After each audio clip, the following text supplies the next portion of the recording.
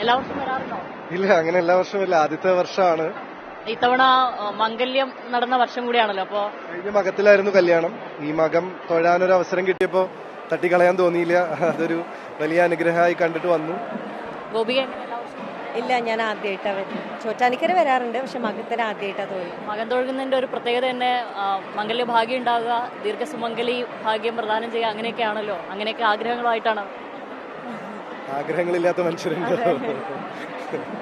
ദേവിയെ നന്നായി തൊഴാം.